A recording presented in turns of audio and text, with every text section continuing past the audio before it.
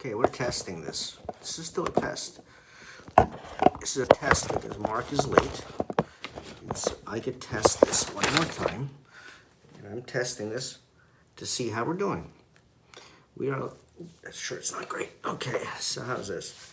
All right, so let's talk about mergers and acquisitions. We're going to talk about mergers and acquisitions of distressed companies. Now remember, for healthy M&A, it's a completely different story. In healthy M&A, the business is sold as a going concern in one transaction to one buyer, typically valuing the business based on its profitability. Lots of different ways to do that, but it comes down to the earnings that the business is generating. I'm not using that term as an accountant.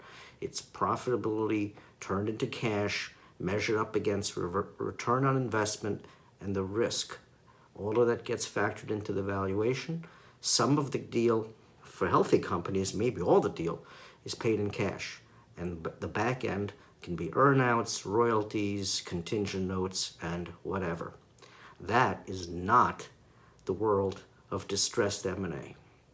On the distressed side, there just is not enough E and EBITDA to get the value that would make sense for the seller to sell the business. Or maybe it's having a good E and EBITDA, but there's too much debt. So not enough of the transaction would flow through the debt all the way down to the shareholders and make them happy.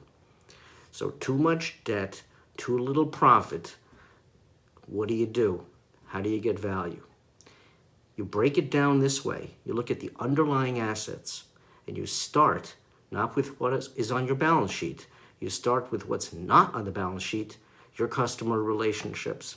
In most businesses in this day and age, that is the single nugget of value in a business that is considering the option of a sale. It's the customer relationships. Why? Other companies need the work. You have the customers, they have the equipment, the tools, the people. It's a good fit on that basis alone. So the value is in those customer relationships. That doesn't mean you have contracts. It doesn't mean that the customers can't go elsewhere. But it's the relationship, I didn't say customer list, that has value. And in the next episode, we will discuss how that value gets monetized in different scenarios. This is John Hyde for Beyond Bankruptcy.